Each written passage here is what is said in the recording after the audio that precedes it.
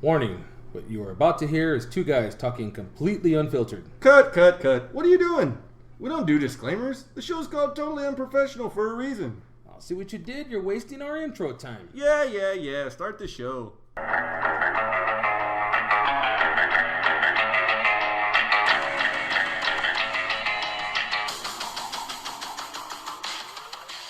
was like, fuck, we've got some gold going on here. There's some real gold going on. Okay, so the discussion is franchise quarterbacks and if they make. So the argument about Brady is always going to be, and I feel terrible that... Do you think that Brady's better than Montana? You're peaking like football watching, I'm sure was during his heyday. I saw Montana.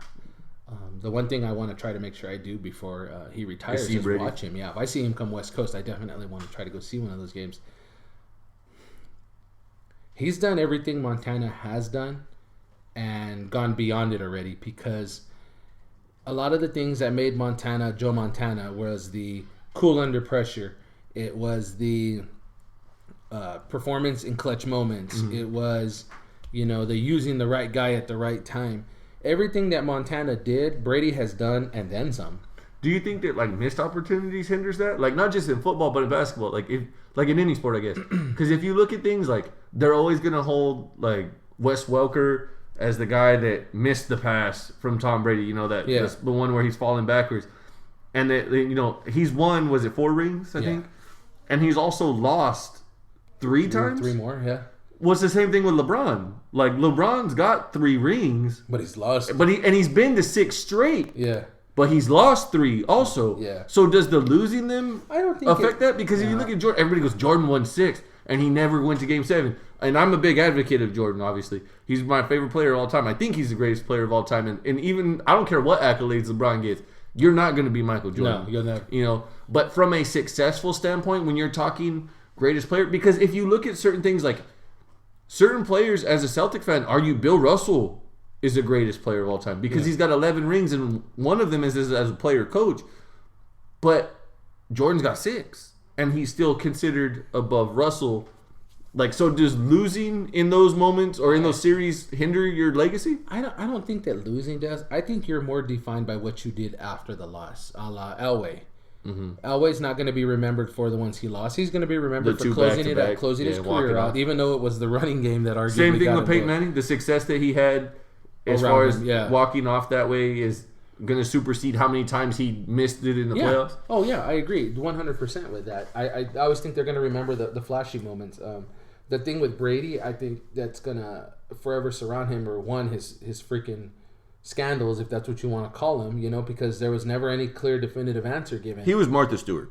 Let's call it that way. He was Martha Stewart. He got in trouble for some shit that they couldn't prove, and it was upsetting. Well, and they had to make an example of somebody, and we've always talked about if you're going to start enforcing things, you always start at the top. He got a hookup, and people were mad about it. There's no tire. Just like Martha. There's no higher in the NFL than Tom Some Brady. people say it was insider trading. I say it was a hookup for Martha. Hey, Same thing for Tom Brady. Whatever it was. If Hillary Clinton can walk around, why can't Martha Stewart? Right.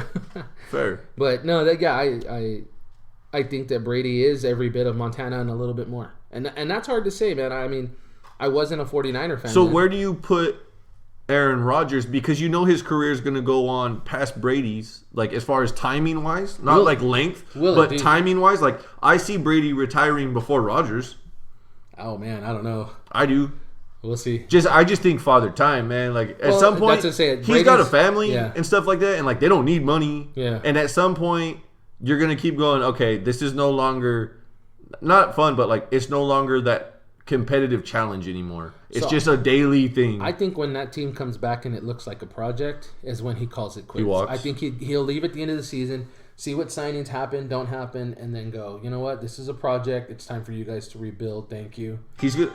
He's good. Oh, damn. Really? Yeah. Always. Huh? 48 podcasts and you're still having this issue. Jesus.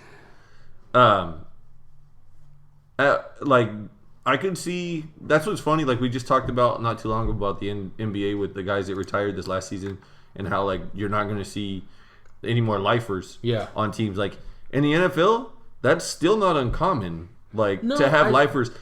Maybe not major positions. You see a lot of linemen that stay with the same team, stuff like that. But, from major positions, Like Brady's going to be a lifer. Yeah. Rogers will be a lifer. Luck will probably Luck will probably wind up being a lifer. If Flacco. If Peyton Manning doesn't get hurt, I think he stayed in Indianapolis. I don't think they ever let him go. I could see Ben and Ben will finish. Flacco will wind up being Ben is going to get the hell beat out of him out of Pittsburgh. That's what's going to happen. Did you see that yesterday? The whole thing about Cam Newton and then the defensive end from Pittsburgh. I didn't catch his name. Was like, quit crying. Ben gets hit more than anybody. Yeah. I don't know if that was a knock on Pittsburgh's line or if that was just a shut up to Cam. That was a shut up to Cam because Cam's sitting there complaining and I'm an AFC North guy. I'm a Bengal fan, then I'm an AFC North guy, you know. And one of the things when I watch Pittsburgh, yes, I always root for them to lose. But if you're a Pittsburgh fan, you know that guy gets knocked around more than anybody. That guy takes some of the hardest shots, doesn't go down, albeit, but man, you see guys go low on him. You see guys hit him late all the time. He just gets up and keeps going. But like I said, to say that guy's going to get the hell beat out of him until he leaves. Yeah. He'll probably go first. And here's the funny part is him and Carson Palmer came in the same year. You know, I'm waiting to see which one of them is going to call it quits first. Palmer's already announced it. Him and Larry Fitz both said the same thing. They're supposed to go. And I think if Palmer looks back at this year and goes, we had everybody and it just wasn't there, I think he'll hang it up. You know, I don't think that's true though. Like they just announced the Honey Badger's out for an extended amount of time due to an injury. He was out for a little while where they had to have Drew Stanton play. Yeah, you know, there's a lot of things going on with that team right now they're not in anywhere near peak. It's difficult positioning. It's difficult for decision for those guys, but. I mean, yeah, I think it was a knock on Cam. It was more like, look, man, our guy gets the hell beat out of him. I mean, obviously it was to tell Cam to shut up, but like. I could tell if I'm on like that offensive line in Pittsburgh, I'm like, hey, motherfucker. I mean, hanging us out there. I mean, I get you're telling him to shut up, but like you could be a little bit like over his career, like be a little more specific. Yeah. Like, oh yeah, for sure. Like, be like, hey man, we're doing the best we can. You want to see him get hit? Fuck, we'll let him get hit. Yeah, no kidding. Yeah, so there's, I mean, what is it? Any given Sunday? Yeah, where he's like, they don't want to play for him. He's just gonna get hit, and they just move out of the way and let the shit get beat out of him. Yeah. Y'all don't want to block? I'm doing my damn self. That was in the one with Adam Sandler too, where he's in prison. Oh, The Longest Yard, yeah. You want to do it? I'll do it myself. Because it's steaming. Yeah. Willie beaming. Have all the ladies screaming. Inflate your chest with metrics. So there's a lot of arguments to take on that one. I mean, we're talking about the greatest of all time with the QBs. I think when Brady decides to hang it up, he'll go down as he has to be endorsed as it. I don't want to say I'm a Brady hater, but does a combo make that difference? Because if you look at the 49ers during their run, you had Jerry Rice, Ronnie Lott, you had John Taylor. You had a team that had a bunch of names on it. Yeah, right? Like does that make a difference? Because Brady's done it with guys who shouldn't have been. You know what I mean? Wes Welker should have never been named. I think it does, but I think... I mean, he's got Gronk, but... What you look at Montana did in Kansas City after that. He went and he was successful. Not successful enough to win a quarterback, but there's only so many things you can do with what's around you. Right. And back then... I don't want to say the Chiefs weren't known for it, but they were still missing some pieces. Mm-hmm. Montana gave them a piece of the puzzle that they didn't have, and he ran with it for a couple of years until he saw, you know what, I'm not going to get the hell beat out of me just to win a division title and then not go to the Super Bowl. Yeah. So at some point he got... Because, I mean, like, that team was fucking stacked when you stop and think about for the 49ers of that era, mid-'80s to early 90s, even if when you take Montana out of that, you're still talking about having Brent Jones, Roger Craig, Jerry Rice, and John Taylor. Mm-hmm. Would you like to give me an argument how that's not the best skilled position group maybe ever? Right. You know, from the backfield all the way across the line. You know, if I could remember their linemen's names, I'm sure they had some of the bigger names of linemen, but I'm gonna tell you what. Skill position wise, I mean, and Brady, like you get it here and there though. Like with Brady, like he uses. And when they ran the table and went 16-0, he had Randy Moss. Yeah, because Randy Moss broke Jerry Rice's touchdown. Well, record. And that's what they'll argue was probably the greatest team ever because that team there wasn't anything that team couldn't do. You want to run it, we're gonna hand it off. You know, you want to pass and he's it, done it like they never had a running back. Like it's always been somebody who they were like, we could take this guy and turn him into their biggest name running back they had. Was Corey Dillon for a couple of years. They've got LeGarrette Blount now, but they're known for using the right guy for the right situation, which is the other cloud that's going to hang over Brady was he a system player? Because Because, I mean, like, even if you look at the receiving core, like, he's got Gronk. Yeah. That guy obviously makes sense. But outside of that, like, Wes Welker made his career working with Tom Brady. Like, yeah, well, what is Julian Edelman doing right now? Yeah, exactly. I mean, the whole plug-and-play thing... They play undersized receivers that fit that. You can argue the whole plug-and-play thing, but then again, you got to look at somebody like Amendola. And while he's having... You know what's interesting, too, now that I think about this? Minus Randy Moss, what either oversized... None. Or, like, full size, I should say, receiver fits in that system? None. I don't want to say none, but I think it goes against what Belichick coaches over there about it being one player. This is Brady's offense. We're going to run through Brady. Brady will make the decisions out there. I'm just going to give you the But, I mean, size-wise, is there a reason why a full-size, so to speak, receiver doesn't fit? Think traditional West Coast offense. That's not what they run, but think traditional West Coast. You wanted fast route runners is what you wanted. Guys with hands who could catch the ball. That's what they have. Mm-hmm. Look at Edelman. Look at Gronk. Would you say that somebody like Crabtree, who's not a number one per se, like in that freak size, but he's a bigger receiver in their system, like size-wise, would he fit? Or would he be another Chad Johnson that just kind of falls out? I was going to say, I think his I don't want to say his demeanor, but his overall character doesn't fit the scheme of that offense. Mm. It doesn't not because to keep somebody like Crabtree happy, which is the same thing that happened with Chad Johnson. I think that they had to have the ball so much. You had to get them involved, or they just kind of tailed out of the game. Here's the things about something about New England that I'm sure everybody notices, but something that to me it just screams good team. When Edelman's not getting the ball, when Amendola's catching passes and Gronk is catching and they're throwing to James White out of the backfield, when they're doing that, you still see Amendola every play hustling his ass off running his routes. You don't have a guy going, hey, give me the ball, I'm open. You have a guy saying, okay, Brady sees what he sees, and I just need to be patient. That's what you get. I don't know if Crabtree is that kind of guy. And that's the only kind of guy that will fit, a la Moss late in his career. He didn't have to have the ball all the time. I'm sure him and Tom said, look, Tom told him, look, I'll get it to you when I can. You know I can get it there. Just be patient and run your routes, and we'll figure this thing out. Well, I think that Moss is kind of an exception, though, too. Because if he wouldn't have gone to Oakland, like, he goes down as, like, 1A all time. Oh, yeah. If he doesn't loll off. And like, even in Oakland, he had 1,000 yards receiving that first year and stuff. But if he never goes there, if he stays in Minnesota with Dante Culpepper and Randall Cunningham, and then skips that and goes straight to New England, he's 1A. Like, it's not even a question. I don't think Belichick takes him from No. Minnesota. But just cutting out those lower end years that where he fell off a little bit due to injury and stuff. Yeah. Like, he's 1A. Now, I would say he's in the conversation of top 3, but I wouldn't say he was, like, directly under Jerry Rice anymore or, like, right next to him. Yeah. Like, skill-wise, he's a fucking freak. They called him the freak. That was his nickname. But when you look at, like, his resume, I don't think that he's 1A anymore because of that inconsistency where it drops off and then comes back. You could argue injuries or you could argue quarterback because That's true. Who was the Raiders quarterback after his first year? Could you even remember? He went through a bunch of them. He went through a bunch of them. There was nobody there who understood outside of Culpepper and Cunningham what he really was as a receiver. You know, that guy we watched. He's the first of this new era of receivers that were just freak athletes. You know, that went up and snatched the ball out of the air and still ran good routes. I missed that Minnesota team, man. Dude, that was the Chris Carter. To me, the Randall Cunningham team, the Randall Cunningham Vikings, just blew the Culpepper Vikings out of the ground. Not only that, like, but from the quarterback standpoint, but just that team overall. If you look, Rod Smith retired early. Chris Carter finally got Randy Moss next to him. Yeah, you know that gave him their 1-2, and then they had what was his name? Shit, now I can't think of the fullback's name. Now I can't think of his name. Kleinsasser.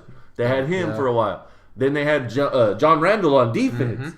And they had fucking Darren Sharper for a little while that helped out on defense. They had a couple linebackers that were money. That's the team that went 15-1. Like, think about it this way. If Moss is a lifer in Minnesota, look who his running back becomes. Yeah. I mean, he may have had to, like, run through some down years in the quarterback situation. Yeah. But if he's there, I think they make more of a conscious effort to bring somebody else in. Yeah, I think somebody who already knows is brought in instead of them trying to groom people. Mm-hmm. Definitely. Yeah, I don't think Smith retires early. It's just what it is. But yeah, the whole argument. Who would you have like in the receivers? Like I personally, Jerry Rice is number 1 all time. Because there's a lot of good receivers. Man, when you start going back into the 80s, and then, I mean, I've seen film. I never saw him play it, but I've seen film on Swami. Holy crap, if that guy didn't have some hands. You know, I mean, outside of the catch, I mean, because that's what everybody knows. Right. But that guy was such a hands receiver. I mean, and I've never even really done, like, pre-70s NFL stuff. So I'm told that some of the 60s receivers were even better because you're talking about where the elements were brought into games. We see games that are done in rain. You know, Right. we don't see very many in snow. The mud is not. I mean, it's not. They've done a good job of engineering out the elements so that we could speed the game up. Right. You go back to the 50s and 60s, you're really going to see people who had to catch a ball, you know, in a horrid climate. You know, I remember there was a game with Cincinnati and Pittsburgh a few years back where it dumped in Pittsburgh for, man, like days leading up to it. And anytime the punt went up, the ball hit the mud and it just stuck. There was no bounce. Yeah. You know, those receivers that had to deal with that stuff, because that ball's sitting in the mud. When the center gets it, they wipe it and they put it down, but it's still going to have mud on it. So a quarterback could grab the ball and throw it and stuff like that. So if we're talking post 80s, which is more just on, like in your opinion, like who's your top 5? I'm probably taking Jerry Rice 1. Okay. I think Randy Moss is 2. Okay. You're going to have to throw Taylor in there as a slot receiver. Really? Yes. One of the best slot receivers I ever saw run routes. He knew how to play off of Jerry Rice. If he's got a legitimate one over him, you can make the argument he's the best slot receiver of all time. Okay. That's just my opinion. Let's see. And then I'm going to come modern era, and I'm probably going to take Julio and AJ after that. Really? Because I think that those two, they are young in their career, but I think by the time those two get done, I've been telling you this for weeks. So Swanee's not even in your top 5. He's not in my top 5 because he's a pre-80s receiver. You know, if we're going back to the 70s, Swan's probably 2. Yeah. You know, I'm taking Swan. We're just going off of your knowledge, not necessarily what you watch, but what your knowledge is. That list I just gave you right there. That list I just gave you. That, I think, to me, when we're sitting here talking on episode 565 about the greatest receivers, Jerry Rice is always going to be in that conversation. Right. And you know, we didn't even bring Tim Brown into this. Right. You know, who was arguably without Jerry Rice, he's was probably right there. yeah, he's probably right there. You know, but when we're sitting here talking, you know, way down the road, AJ and Julio are probably going to be 1 in 1A. No Megatron? No, I don't. To me, he was missing the short route and go stuff. You know, he could do it, but I think. Do you think that it plays a factor in the go up and get the ball versus you got to run tight routes? You got to like that plays a factor. I think it's not about just being able to go up and get it. This is like the discussion we had the other day where I was telling you this is what we're arguing the top 2 receivers in the league, and you're gonna throw Antonio Brown into any of those discussions because of the numbers the guy puts up. But when we start laying down skill set and we start off the line of scrimmage, can these guys take a slant route all the way to the house? Yes. Julio, AJ, and Brown, yes, they can. Okay. Can these guys run a 15-yard in and run their route so good that they run themselves open? All 3 of them, yes. Okay. Can these guys outrun people down the field for a long ball? Yes, they can. All 3 of them can. Now we get to the end zone where I need a jump ball. Who am I taking? Well, I'm taking Julio or AJ because you see them pluck the balls out of the air. You see them remarkable hands under juggling catch situations. We saw AJ's Hail Mary.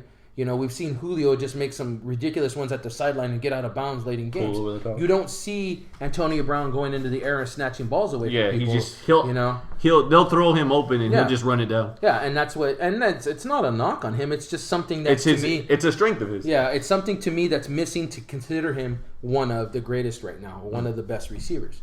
You know, and there are other guys you can bring into that conversation, but when you talk about Megatron, now you're talking about a guy who primarily elevated. Could he run himself open? Yes, but that's not what he made his living on. You know, he would run a post corner to the house. Don't get me wrong, if you hit him in stride, but he was not known for being. You're not going to look at him and go, man, one of the best route runners I've ever seen. He could cut himself open on a 5-yard in. He could plant on a dime. You know, I mean, this guy could just. He could do it. He could do all. He had every tool of the receiving game. You know, I mean, and somebody I think that will end up in that conversation is Amari Cooper. You know, you see him do all 3 of those things, all 4 of those things. So at some point, he will be in the discussion. He's not yet. He's too young. But I could see him being part of that discussion, you know? Fair enough. We said that Gio was going to be here for this episode, but some things came up, and he had to reschedule, so we didn't get him on the show. But I'll cover some wrestling since it's been a minute.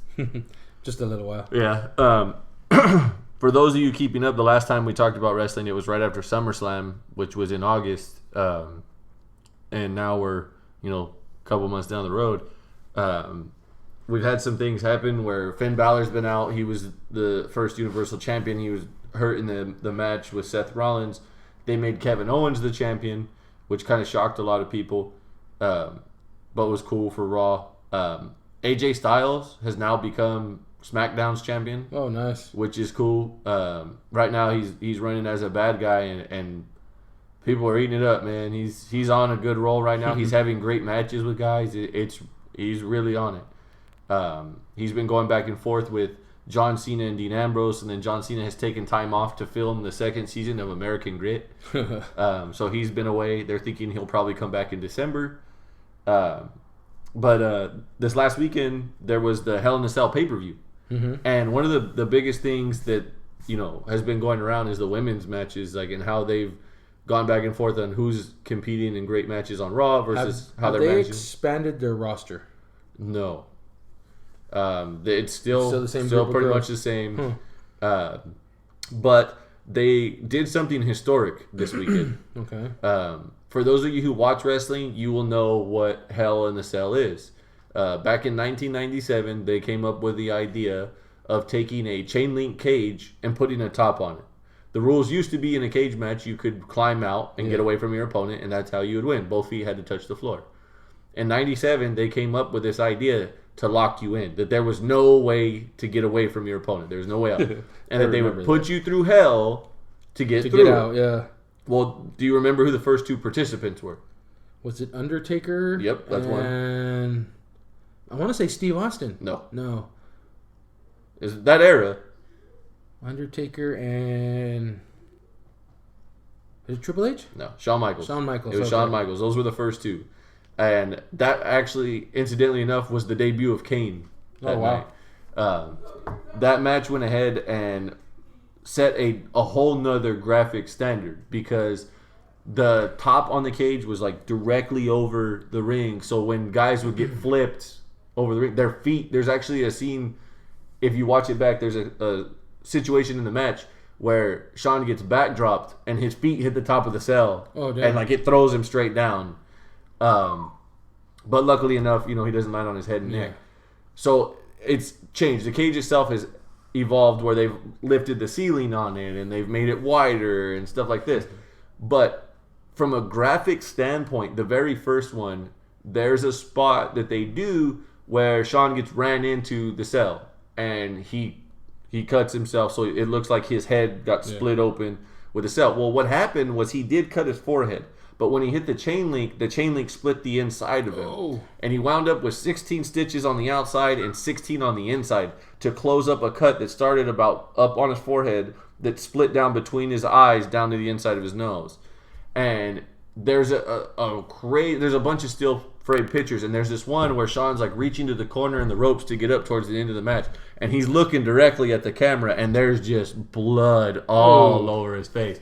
And he takes a chair shot unprotected to the head. Oh, jeez. And that's when the lights go out and Kane shows up, and literally they have him beat up the Undertaker. Shawn crawls over literally out of a pool of his own blood. You can see a small puddle when he crawls over and throws his arm over the Undertaker.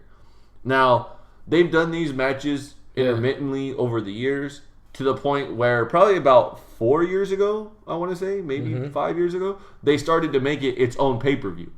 So instead of only throwing in, when two guys would have a feud or rivalry that would be so intense that it had to be settled inside of there, that was no longer the deal. Now, it's every pay-per-view that has, I believe they kept making it September, October, somewhere in there, that when that pay-per-view came around, it was distinctly named Hell in a Cell pay-per-view. So you knew that the main event or two were going to be inside Hell in a Cell, which I think kind of took away from the allure of how that goes.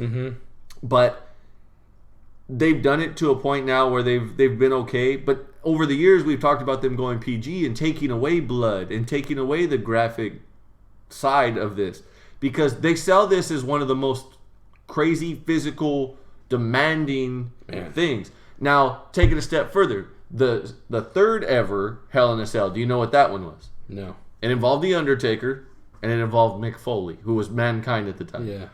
If you know anything about that match, it was from King of the Ring, 1999. Shawn Michaels fell off the cell in 97, off the side. They got out of the cage. Shawn climbed up on top. He wound up climbing back down to the side. He fell off onto a table onto the side. Mick Foley in 1999 took it to a whole nother level. He had The Undertaker throw him off the side, off the top. Yeah. Not punch him off the side, he falls. Literally off the top of the cell and throw him through the announcing table. Yeah, I remember that scene. They bring a stretcher out. They're like, no, this is over. They literally lift this cell up to get the stretcher around the ring. Taker's on top of this cell as they lift it up. Then he's like, nope. He gets back up. They bring the cell back down. Mick climbs all the way back up. And Taker goes to chokeslam him on top. And they thought like, oh, he's just going to chokeslam him. The fucking ceiling breaks. And Mick goes through the ceiling and hits the mat. Is that when it collapsed? Yep. Yeah. And it drops. And like literally, there's a picture. And you can look it up and find it. There's a picture of Mick in the corner during this match after both of these sequences happened, and his tooth went through his nose and lip. I saw that one right here. And it's got his tooth, and you can see a little white thing sticking through, and he's smiling. Now, this thing has gone on where that's one of like the craziest things that's ever happened with this cell. Yep, that's the one. Oh, jeez, that's a nasty picture. And for those of you who don't know like how brutal that is, Mick Foley lost an ear in Germany doing death matches. To lose a tooth and it goes through your lip into your nose, that's saying something. Yeah. And then to smile about it and keep going. Now, if you've ever seen Mick Foley now with his gray hair and his big Santa beard, it's all fucked up. it hurts him to walk. It literally hurts him to walk and get around. And he credits that match of being the main reason. That he said when he does speaking and he does interviews and stuff like that at public events. Oh, the ceiling broke. The mat didn't break. No. That actually happened also with Triple H a couple years later. That Triple H backdropped him. He went through the ceiling again, and the ring broke and caved when he hit it. But the Taker thing, he said, is the most asked about thing that he gets. Doesn't matter if he's doing a book signing, a stand-up comedic set. He always does a Q&A, and he always gets asked, did it hurt when you got thrown off the cell or went through the cell? What do you think? And the answer is always yes. One of the quotes from Jim Ross is, there's always some idiot at home that thinks that they know how to fall. Yeah, no, they don't. There's no way to fall. There's no way to cushion a blow from that high. So you hear all this stuff and all this craziness that comes with these matches and the stuff that's gone on with him. Well, they decided for the first time in history to put two women inside of it. Oh, jeez. And they put Charlotte Flair, Ric Flair's daughter, and they put Sasha Banks. Now, these two women have gone through hell and back with each other in NXT and put on some great matches. And they were good. They were expected to be, blue chip prospects to the main roster. Was that Rafiki that just got thrown off by The Undertaker? Did you see that one? Is it like a meme video? He threw him off the top. Rafiki? Undertaker threw Rafiki off the top. Who the fuck Rafiki from? Rafiki from WWE? You don't remember Rafiki? Are you fucking kidding me? Let me see that. Rafiki? Who the fuck's Rafiki? I'm guaranteeing you got the name wrong. No, that was his name. Rafiki. No. How do you not remember Rafiki? I guarantee you it's not Rafiki. Up there on the top? It's Rikishi. Rikishi. Oh, my bad. I knew it wasn't Rafiki. I was like, this isn't the fucking Lion King, bro. My bad. Chucked him off into a truck full of sawdust. Yeah. So, you put two women inside of this thing. Now, there was an argument of not doing this because of the fact that they've gone more PG, that they're a kid-target, publicly traded business. Mm-hmm. So this has gone on and back and forth. Well, then the other thing was they've built this feud so well. Mm-hmm. Do you let them be the main event? No women have ever main evented a pay-per-view. Huh. They've main evented Raw or SmackDown on television. But no one has ever, as two women, have never main evented and closed the show. Yeah. So, as I watched Sunday evening, I wondered if they were going to let him close the show. Because they had 3 cell matches. They had Rusev versus Roman Reigns for the United States title, which turned out to be a fairly solid match, which Roman Reigns retained. You had Kevin Owens versus Seth Rollins for the Universal title, which it had some really good stuff in it. Seth Rollins, I tell you what, man, that guy... If he stays on track the way he's going, he's going to go down as one of the greatest. Really? But they had Jericho get involved, and the way that it went down, it was enough to piss people off. For the fact that, in a good way, it got people to hate Chris Jericho, it got people to hate Kevin Owens, and you want to root for Seth Rollins even more. So it was the right way to do things. So I saw the second one, I went, holy shit, they're going to let him close the show. Sure enough, they went ahead and let them close the show. So you hear about all this stuff that Mick Foley's gone through and the Undertaker's been in. There's two people that have been in the most all time. Undertaker. Undertaker's one. And I'm going to guess that the other one's probably Shawn Michaels? No. No? Okay, so... It's Triple H. I was going to say Triple H. Triple H is the other one. Yeah. Shawn's only been in 3 of them. He fought the Undertaker the first time. Mm-hmm. He fought Triple H the second time. And then he fought as DX against Mr. McMahon in the Big Show the third time. So he's been... I take that back. 4 of them. Because he fought Legacy inside of there. So he's been in 4 of them. That was where Shawn Michaels just fell off the side of the cage. Yeah, where he hangs with one arm and then goes through. Oh, here's the chokeslam from it. The one I just saw right now was where Edge speared Undertaker and they took the whole side of the cage out. Oh, yeah. That was a pretty good one. So you continue to see all these like physical, graphic, crazy things, right? So to start this match, they didn't have the cell lowered all the way down. Uh-huh. And I was like, that's weird because the other 2 matches, it was on the ground and they walked through the door and then they locked the door with a chain and all that good stuff. So I was like, something's up here. They're going to do something. Oh, shit. Unless they just allow it to happen. What'd you see right now? That's the one where Triple H, I guess, backflipped him. Mick Foley was getting ready to probably DDT him or something. And he flipped him. And he flipped him through and he fell through the mat. Yeah.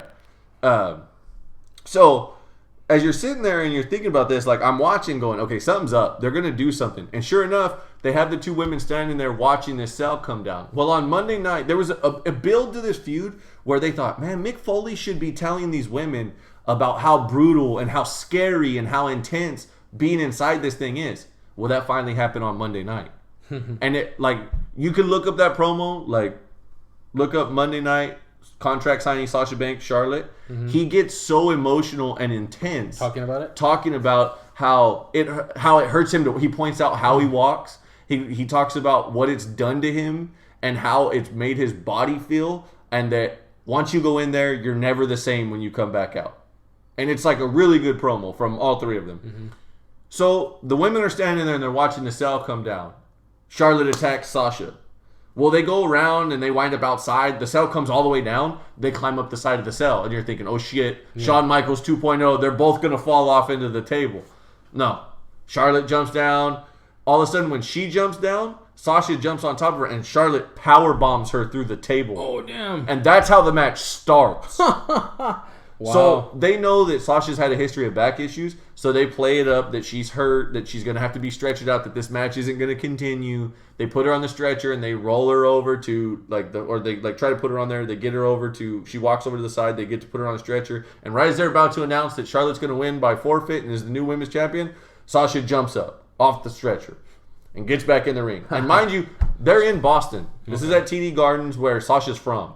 So this crowd is very pro Sasha. So they go nuts and they jump back in there. And they proceed to have one of the most physical women matches that I've ever seen.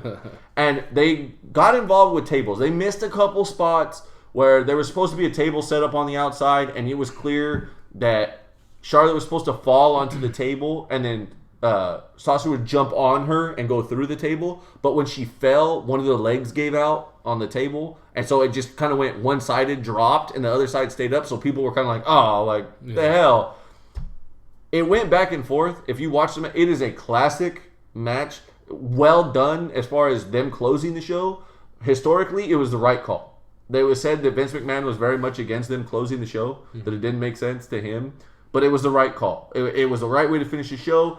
But the finish of the match was very anticlimactic. Really? They set up a table in the corner, and Charlotte, I think she was supposed to go through the table and throw Sasha through it. But when she threw her, she just hit the table and slid back down. Then she threw her a second time, and it happened again. And then Charlotte hit her finisher, and that was it.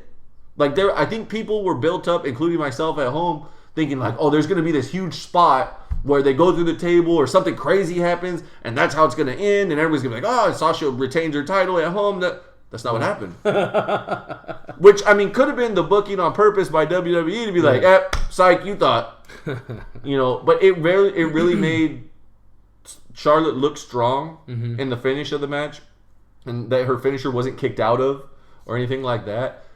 It really made both of them look crazy elevated. And it's sad that they were saying that they were going to try and keep them continuing this feud throughout another month or so, but now they've killed it to push it to Bayley and Charlotte, which Bayley's just, right up in there in the mix with both of them, but they could have got more running room out of this, and they went away from it.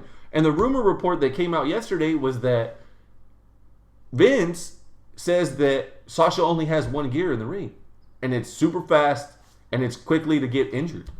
So they made her lose the title to Charlotte so they could move on with the Bayley-Charlotte storyline. So it was interesting that they got away from it when it was legit. And it was probably just at the top of it. Yeah, it was legit. You could have wrote it out a little more. So that to me was interesting.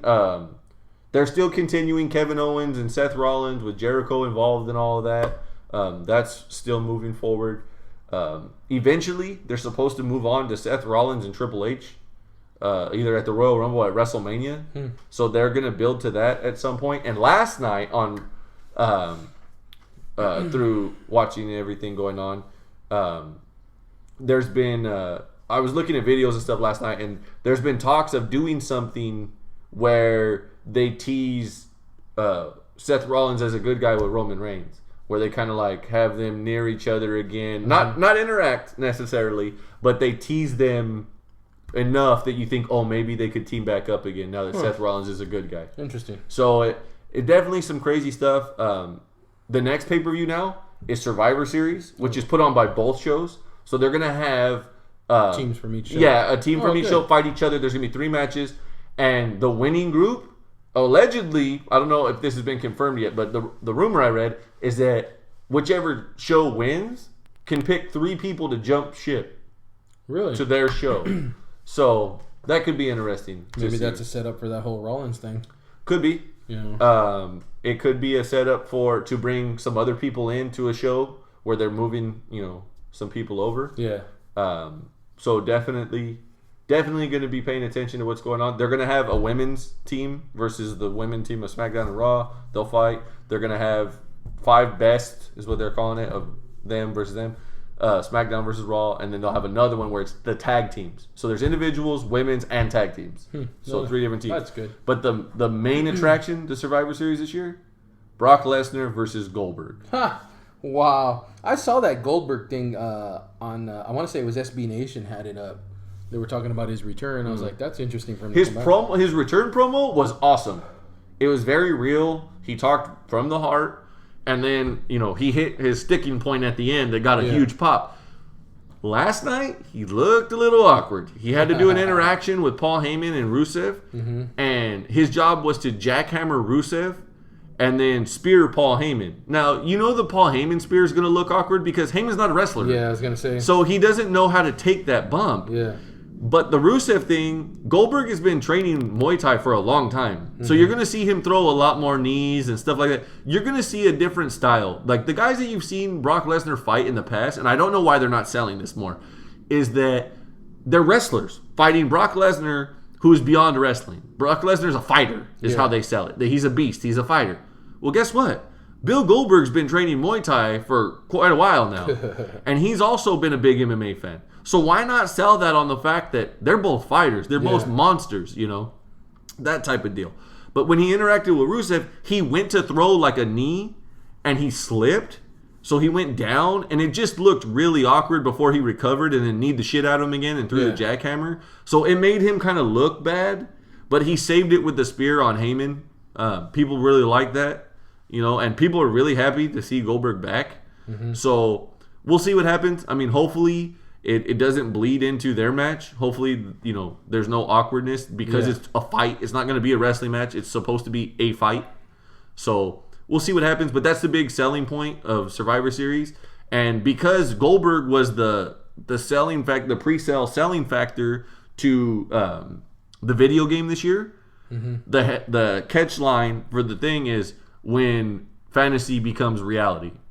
Because of the video game, and you're able to put Goldberg versus Brock Lesnar, and there's a lot of kids that they're targeting that didn't get to see that match when it went down, 13 years ago. Yeah. So it's one of those things where it'll be interesting to see what happens and see how they sell the rest of this and build to it. So they have, about a month, give or take, to 3 weeks, I think, maybe a month, to finish building this and see where it goes. Get that storyline going and full steam ahead. So we'll see. Definitely interesting. One of the other things, too, right now, I don't know if you've seen the show Total Divas that they've been having for a few years. I have not. So it's on the E! Channel. It's supposed to be reality with the divas and behind the scenes and it was like there were certain ones that they picked that wanted to be a part of it, and you see backstage and their home lives and who they're really married to and stuff like that. Some of it's scripted, some of it's real. Well, they branched out this season and did something different because Brie Bella is no longer wrestling, but Nikki Bella is, and Daniel Bryan's no longer wrestling, but John Cena is. So what they did was Nikki had neck surgery a while back, probably about a year ago. Okay. John Cena had shoulder surgery for a torn rotator cuff. They live in Tampa, Florida, in John's big old fucking mansion. That literally the property sits on 3 lakes. Oh shit. Yeah. They took Bree and Daniel, who live in Phoenix, and said, "Hey, we want you to move in with John and Nikki and stay in the guest house, and we'll film you guys for 3 months. And it's your own show. We'll call it Total Bellas, and it's all about you guys and your family." Well, during this time, the big selling point has been, it's watching them recover, John's shoulder, Nikki's neck. But the other thing is, during this time, it's Daniel Bryan's retirement. That you find out that he's no longer going to wrestle again. And you find out about how serious his head injuries were, that they're genuinely concerned. And they're like 5 episodes in or something like that. And they're getting to a point now where, like, it's showing him actually break down. And now it's getting to a actual, like, genuine emotional point of the show. It's interesting. I thought, like, this is going to be another stupid reality one. But I have it recorded on my DVR, so I'm not going to lie. Nice. And the other show that's back, Street Outlaws, is back. We talked about that the other day. That's right. Speaking of emotion, man, they run a marathon back before they show the new episode. And I mentioned the Chief and Sean show, the podcast that they have that's on iTunes and all this other stuff. During one of the episodes, they talked about Chief's crash. His crash was crazy. A guy tagged him, and then it flipped him ass over head. And he talks about, like, being in the car and, like, what he remembers and what he doesn't remember. And I saw the crash itself, but I never watched the episode of what happens after when they get him out of the car and like all this stuff. Man, you want to talk about emotions. Like, he's literally sitting in the car and the camera's at the edge of the car, and you hear one of the guys go, "No, oh no, hell no." And you see him sitting in the car and he's just like, he's trying to breathe. Oh man. And then, like, he's sitting there and his wife runs over and she's like, "Are you okay?" He's like, I'm hurt. And she's like, "But are you okay?" Like, and he's like, "Just give me a minute, I'm hurt." And then it shows, like, the guys, like, one of the guys, his name's Daddy Dave is what they call him. He's one of the racers on the list. And he's like, "Chief, can you hear me?" He's like, "I can hear you. Just, I'm hurt. You're going to have to help me out of here." And then he's like, "Where the fuck am I?" Like, he doesn't realize that he was racing and stuff. Yeah. And then they have EMTs on site and everything. And they start to get him up. And he's like, "Oh, man." He's like, all that. And then, like, as they're getting ready to get him out of the car, he goes, hold on. And he's like, "Is Brian okay? Is Brian okay?" Which was the guy in the other car that hit him. Yeah. And they showed that guy. That guy wrecked too. Yeah. But not as bad as Chief. And he's sitting there and, like, he's like, all I could think of was me and Chief were having a conversation before we got in our cars about our kids. And that how we were having a fucked up week and the only thing we wanted to do was go home and hang out with our kids. And he goes, and it was just really tough. And he goes, and then I'm sitting there thinking, as I saw him flip, he goes, when I came to a stop, he was still flipping. And he goes, and all I could think of is now his kids aren't going to have a dad. Oh, shit. And so then, like, he sees him and they're like, "Are you okay?" And he gets out of the car, like no problem. And he's like, oh. And they show him, and, like, finally they get Chief over to the ambulance. And he's like, they're, like, checking him out and stuff. And he's just like, "Give me a minute, just give me some space." And he kind of, like, walks it off. And then he comes up, Brian comes up, and he hugs him, and he's just like, "Are you okay?" And Brian just starts crying. And he's just like, "Are you okay? Are you?" And he goes, "Man, this is what we do. This is what we signed up for. We know what the risk is when we get in the car." There is a disclaimer at the beginning of the show that says, just because we're dumbasses doesn't mean you get to be dumbasses and do the stupid shit that we do that you see on TV. That's literally word for word the disclaimer. So, they show all that stuff, and it was really tough to watch, like, as a grown up, and a grown man, like that's some real shit, you know what I mean? Like, it was crazy. But the injury that he wound up with was broken rib, a dislocated shoulder, and they crushed his L1 and L2 disc in his back. Man. So by definition, he had a broken back. And it's something that he had to deal with. Now, fast forward to what's going on now in real life, because the filming's done in advance, right? Mm-hmm. They have made him a professional drag racer now. Mm-hmm. He is now a member of the NHRA. Oh, wow. Which the NHRA hated him and hated what they had going on because what they were doing was illegal and making him look bad.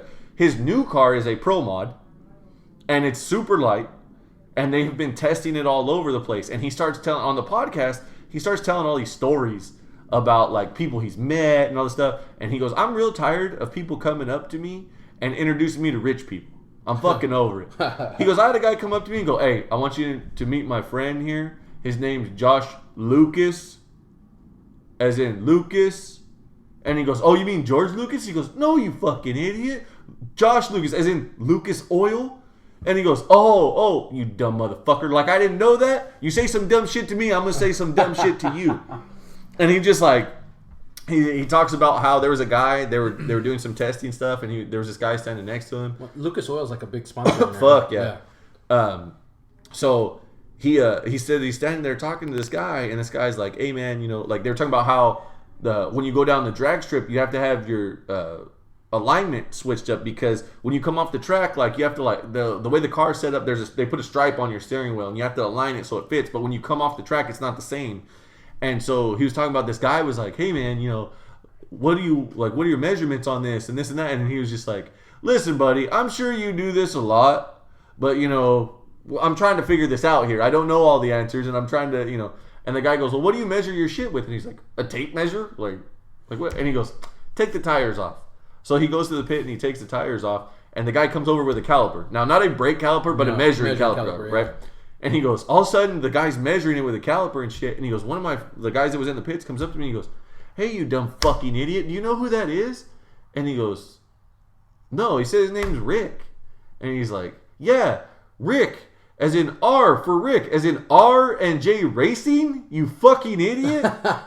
And he's like, I didn't know. Like, what do you want me to tell you? He's like, but the guy was cool as hell. And he stood there and talked to me for, I don't know how. He goes, he could have easily been like, nah. He's like, but that's what he does. He builds chassis and, works with fucking Pro Mods and funny cars and all this other stuff. He's like, that dude stood right there and talked to me. They're talking about all kinds of stuff like that and just different stuff going on. And he talks about the actual, like, the inspection for those cars is fucking ridiculous. Crazy. That when you go, they were saying that one of the funny things is they don't have a bunch of money. They don't have sponsors. It's just him, you know. And that when you pull into the gate at the track, that they'll tell you, like, oh, here's a pass for your tow vehicle and here's a pass for your pit vehicle. And he's like, the guy driving, his name is McDougal. He's like, ma'am, it's the same vehicle. And he goes, it was so baffling to the woman that she was confused. It was like, no. Like, you have one for the one you're towing the car with and one that you can drive, like, in and out of the pits. Well, he's like, no. It's the same thing. We don't got a big old rig that pulls the car and then our own vehicle. Yeah. Like, it's the same. So they were laughing about stuff like that. And, like, they were talking about how, like, there's a lot of guys that, like, come around them and, like, are really cool guys that, like, if you see a camera around them, they act like they're like, oh, no. He's like, I think the sponsorships, like, have turned some of these people, like, into a way that, like, they have to behave because they're afraid of losing sponsors and stuff. But he talked about the testing that when they went in, that they told him, like, hey, you have 3 hours from your first pass to your next pass. And he goes, I'm thinking, hey, we're money. Like, that's plenty of time. No, he's like, when you get down to the end of the track, you can't turn off on any turnoff. You have to go all the way to the end, and they pull you out. And then the NHRA officials literally strip your car. They go through your gas, they go through your oil, they go through your electronics, they check your tire pressure, they check, like, literally everything. Because your gas has to be 100%, I forget which one. Ethanol? I think it's ethanol. He said it has to be 100% pure. He goes, they literally came to me and said, hey, your gas is off. And he was like, why? Is it too hot? And they were like, no, it's too cold. And he's like, what? The fuck is that? And they're like, there's water in it. And he was like, well, condensation, like, sitting here waiting, for my turn. And they're like, best you can do is pull the car out, put new gas in every time. He's like, oh, once we unload the car's out. Yeah. We don't load it up and then bring it back out. Like, so different shit like that. is what's going on now. But they just started the new season where he's brought the car back out. Their top 10 list is ridiculously fast. They have a lot of stuff going on, and that show's back on. And if you get a chance to listen to their podcast, him and his buddy, who his name's Sean, and they have a friend that helps work on the cars. His name's McDougal. Their stories are fucking hilarious. I mean, it's borderline ridiculous. So that's what I've been hooked on. I've been watching Street Outlaws Marathon. I got those on DVR now, so that way it records them even when I got practice. There you go. So that gives me something to do. So got a little bit of football roundup from the weekend. We didn't really touch on any scores. Your boys still trucking along. Yeah, 6-2. I tell you what, that game was bowling shoe ugly. No. The game that was bowling shoe ugly was the Cincinnati Redskin game. That wasn't ugly. That wasn't ugly because they didn't miss opportunities like the Raiders and Tampa Bay did. Okay? I don't know. Washington missed a field goal at the end, a 35-yard field goal. True, but they shouldn't have been in the position that they should have been in to go all the way till there was 2.5 minutes left. There also wasn't 25 penalties. True. Again, bowling shoe ugly. Oh, man. They set the NFL record for penalties. Yes, they did. And they still won. Oh, man. You wonder about what's going through freaking Tampa Bay's head there. You know, Raiders look to be self-imploding with those penalties, but still managed to come up. That last play was pretty awesome because he got smacked by two guys, but one cleaned the other one off. He missed, the second guy missed and hit his own guy. Cleaned his own guy off and let Roberts get into the end zone. That was pretty awesome. I was hoping he'd throw it to Cooper, but... No, you want to know what the biggest, motherfucker moment was? What's that? Was Amari Cooper dropping what would have been the game-winning touchdown. Oh, jeez, on that sideline, I was like, oh, he's got it, and then it just fell out of his hands. I was like... Yeah, him and Carr are both kicking themselves in the ass right there. You know, like, oh, damn it, I can't believe he couldn't have put it in a better spot. Well, up to that point, he had, $173, I think, at that point? Something like that? I think so, somewhere there. He finished with a big game even without that catch. He set a career high for his receiving record. Yeah, no, he's definitely one of the young stars of the league. But yes, your Bengals tied. Oh, jeez. Two ties in a week, man. That hasn't happened since what was it, 1997 or 97, something like that. 97. Yeah, they were talking about that. I was like, I don't need to hear that shit. Yeah, like who the fuck? We'll get more into that here in a little bit. Yeah. So, but yeah, that went down. Cowboys win in overtime. Another one where you're just. This was a game where Wentz looked like a rookie, but so did Prescott. Yeah. You know, first time both of them, really kind of made some mistakes. I didn't get a chance to watch the game. I saw the highlights because I was watching the Hell in the Cell pay-per-view. But how was Dak's? Dak's just end zone or red zone interceptions. He just not seeing that guy. They're starting to stop. I don't want to say stop, but slow down Elliott, which everybody knew at some point everybody was going to do. You were going to sell out on Elliott and make Prescott. Well, we're at that coming up to the halfway point of the season now. Yeah. There's tape on it. There's tape, and they're going to, they kind of know what they're going to do. And I'm going to tell you what, even instances where Elliott looked like he was stopped, his ability is pushing him past that initial stop. So what he did get was, I don't want to say it was all offensive line, but it was a lot of him finding the right hole at the right time. But again, boy, we all been there. Yeah. They're gonna start selling out on him more, and you're gonna see if Prescott's gonna. I'll tell you what, Marinelli put a lot of pressure on Prescott, and he did not deal with it well. Really? So we're gonna see. The blueprint for beating that team is out there. Now the Eagles weren't able to do it because in the end, Prescott played better than Wentz did. For Wentz being a young quarterback, was it the mistakes were just. Well, no, they're capitalized. Their game plan, the Eagles' game plan to get the ball to Jordan Matthews, it's not a bad game plan. But when he's not open, they need to utilize Ertz more. They really do. There's not even secondary receivers like Nelson Aguilar. No, there was not a whole. It was a lot of Jordan Matthews or nothing. Some check down, like 2 or 3 check downs to Ertz, but not much. He needs to learn to use Ertz. They have a weapon there. He's a weapon. Ryan Matthews played that game. In and out, not much, sparingly. Sproles took the majority of the snaps at running back, which is it's not a bad thing because he does look productive. You can use him swinging out of the backfield or you can use him running the ball, but he is the most productive back on there right now. So I'm not sure what's going on with Matthews because he's healthy now and they're not using him as much. So I'm kind of curious as to what's really going on there, but that's a problem they're going to have to figure out. That young receiver, that young quarterback needs to learn how to use his tight end. That's his security blanket. I mean, that's a lot of what Prescott did early, using Beasley and he's using Witten because they're short guys, they're check down guys. You need to use them and not try to force the ball down the field all the time. So, another game I watched, the Seahawks at the Saints. That was a good game, man. I was that shocked a lot of people, but the Saints at home, they're a different cat. They're playing in San Francisco this week, and I hope they can pull that one out. But man, Drew Brees, still there, still at the top of his game, you know. He's still doing things that some of these young guys can't do, throwing the shit out of that ball. The Browns, man. Almost got their first win. Thank you, Ryan Fitzpatrick.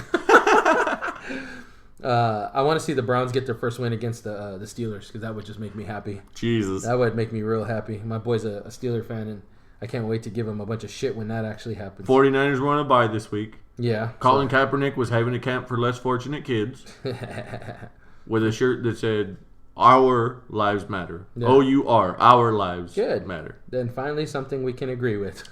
Granted, it was put on by his foundation for charity that's a write-off. Yeah.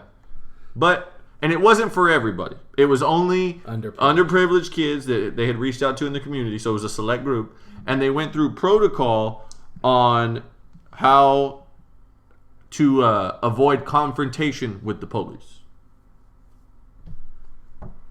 Yeah. Moving on. Hold on, I got something here. You got more? No, not from that, but I got a little something about this. What do you got? You know who Patton Oswalt is? Yes. Okay, this is from him.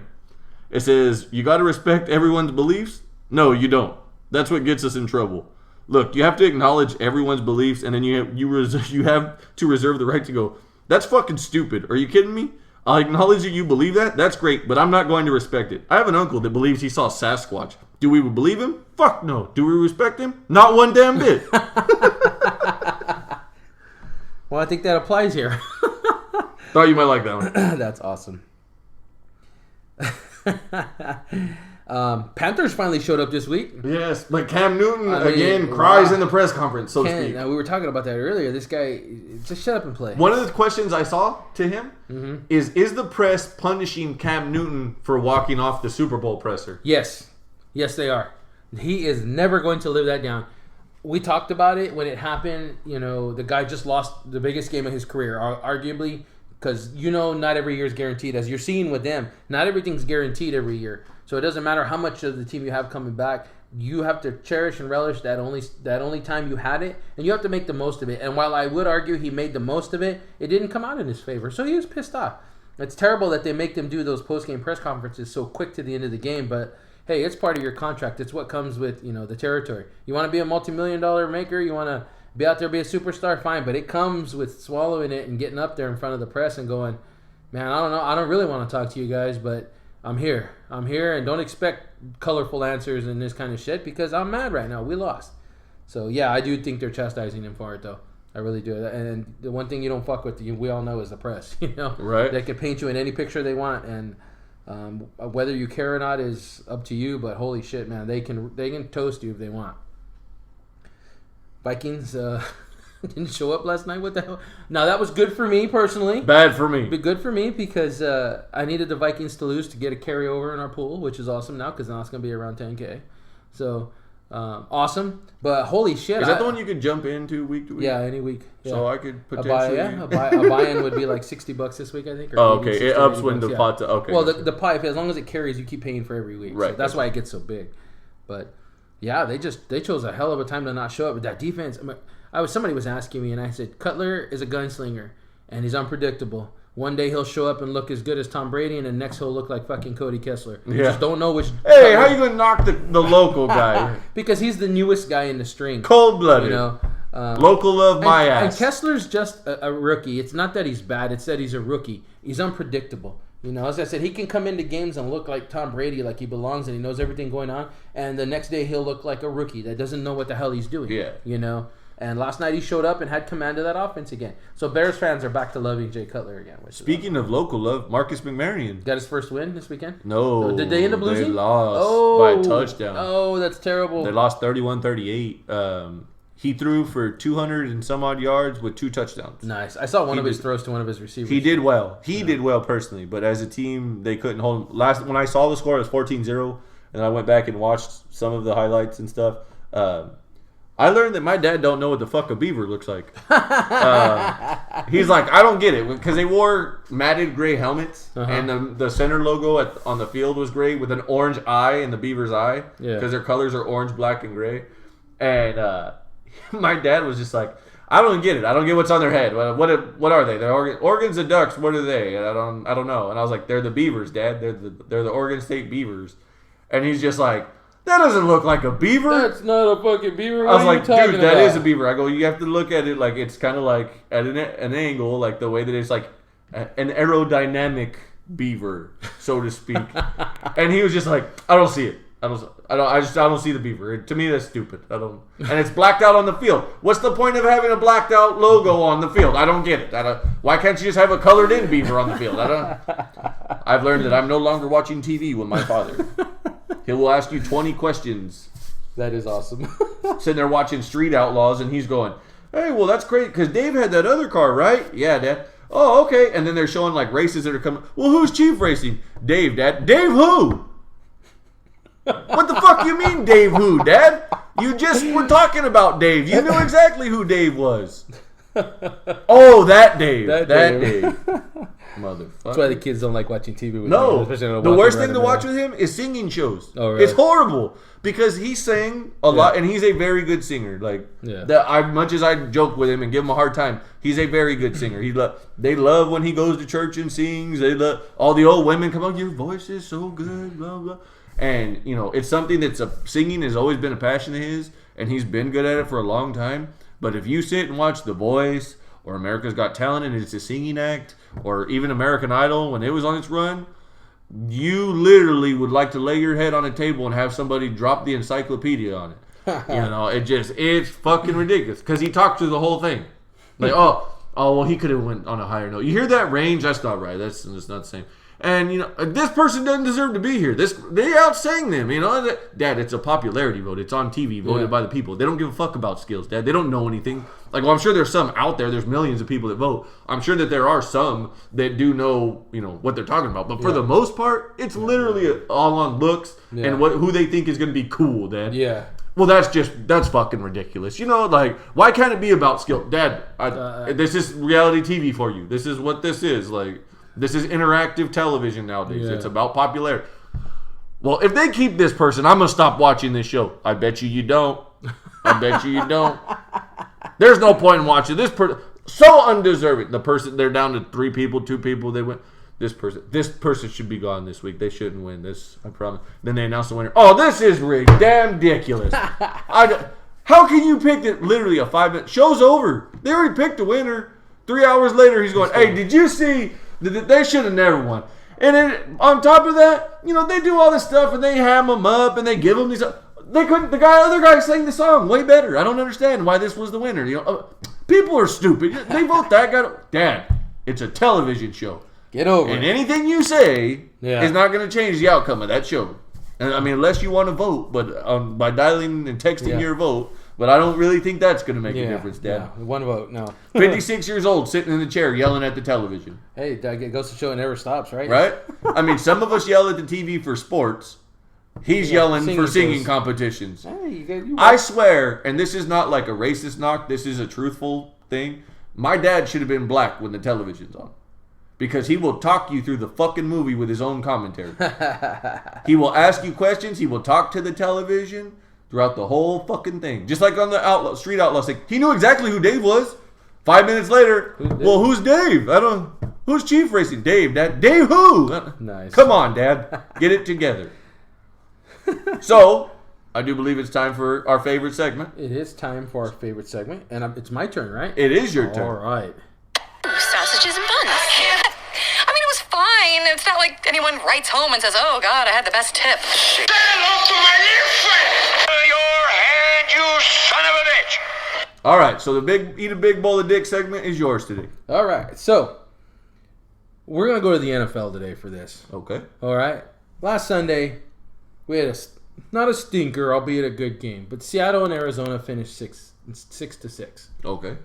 This week, I had the misfortune of witnessing it, having it hit closer to home. Cincinnati and Washington finished tied. All right, NFL, you can eat a big bowl of dick. No fucking football game should finish in a fucking tie. Okay? There should not be 3 columns for wins, losses, and ties. You either win or you lose. Way to tell the world that everybody's equal. Fuck no, not everybody's equal. So everybody got a participation trophy. There's a winner and there's a loser. Okay? And to prove my point, there was an article in Cincinnati Fan Nation. Apparently, Adam Jones and Drake or Patrick got into it with a couple of Redskins, they want to finish this shit the right way. Right. So there's got to be a winner and a loser. Because as a man, I can't handle being told I'm equal. Right. Okay, I'd rather be told I'm inferior. And then you can't tell a bunch of fucking older guys playing football or younger guys playing football that, sorry, we played for 75 minutes and you guys are just equal. Yep. What the fuck does that mean? Thanks for showing up. Yeah, thanks for showing up. We weren't keeping score. We're going to put a notch in that T column all the way on the right. It should stand for teabag because, holy shit, there's no way people should finish tied. Okay, it goes against every principle I believe in. There's a winner and there's a loser. It's black or it's white. Okay? You know what the old hillbilly saying is for a tie, right? No. It's like kissing your sister. Sister kisser. Yep. Now, I've had the misfortune of experiencing these ties for my team. I thought you were going to say I've had the misfortune to kiss my sister. I was like, You what? read too far into that one. I was like, well, wait a minute. Hold on. 3 times in the last 10 years, my team has tied. Once with Carolina, once with Philadelphia, and now with fucking Washington. We need to do away with this NFL. Roger Goodell, you want to do something productive with your fucking career as commissioner? Get rid of the fucking tie. Okay? I don't care if it's sudden death. I don't care what the fuck you got to do to change. Just make it right. Okay? Right. If we got to play for 90 minutes, then we got to play for 90 minutes. Okay? We don't stop till we get a winner. There's winners and there's losers. And just deal with it. Okay? Quit teaching these fucking kids that, oh, you can try your best and still be just as good as the other team. Fuck that. I'd rather know I got to work harder, or I'd rather know that, hey, I'm better than you. That's the way you got to walk away at the end of the day. Fair enough. So NFL, you can eat a big bowl of dick. Fair enough. Ties are not fair to fans either. That's right. Hell no. Especially when you go all the way to London. You didn't. Oh Jesus! To go out there at Wembley Stadium, man. You fuck. That's what you. That's the product you're sampling over there, really. I mean, don't get me wrong. It's the best game London's probably seen all year, or in a couple years. It was a good game. Yeah. I mean, and it went to overtime. I think they said 15 games in London. This is the first time to it's go ever overtime. happened. I mean, but to leave the crowd with a, you know, nobody won. All right. I was like, I went as hard as I can, honey, but I'm sorry, I don't. You have know no what? We're more gonna go for to the soccer Yeah. game. If we're gonna watch ties. Well, even soccer don't end at ties. You get shootouts until somebody wins. True. You know? True. Have a shootout. Fuck, have them kick field goals until somebody misses. I don't know. This is why I feel like they need to implement the college overtime. Yes. Yeah, the 25-yard line. Yes. Let's go. And then after a while, I believe it's after 2 tries. If you go to a third one, you have to go for 2. There's no field goals. You got to go for 2. Yeah. I wholeheartedly believe each team gets a chance. There's no tie. Yeah. You just fucking get it done. You either stop somebody or you don't. And I'm saying this knowing that Cincinnati, had they gone an extra period or another possession, there's no way they were going to win that game. They did too much to lose that game. So every law of the land said that they should have lost that game. They got lucky to get out of there with a tie. Okay? So AJ Green said it best. I feel meh. Yeah. And it's like, I agree. What are you supposed to feel in that instance, You got a long ass flight back to America. Yeah, no shit. A long ass flight, nothing productive to say or do. Right. So that's how does that pan out? Like, if somebody's got the same record as you, and then you have the tie, you go with the wins first. Who's got the most wins? Okay. Then who's got the most losses? This actually helps us in the fact that we don't have as many losses. Okay, that's what I was gonna ask. So if somebody's like, okay, let's say somebody's 11-6, but you're 10-5-1. Okay, you're gonna lose to the 11-6 because they got more wins. Okay. Okay. Now, if we're 10-5, and then going back the other way, then it switches over. So it'll go to the guy with the least losses. So the tie will hurt you in that instance. So okay. Somebody's here. Yeah. We've got an interruption. This is why we need a sign. A lit up sign.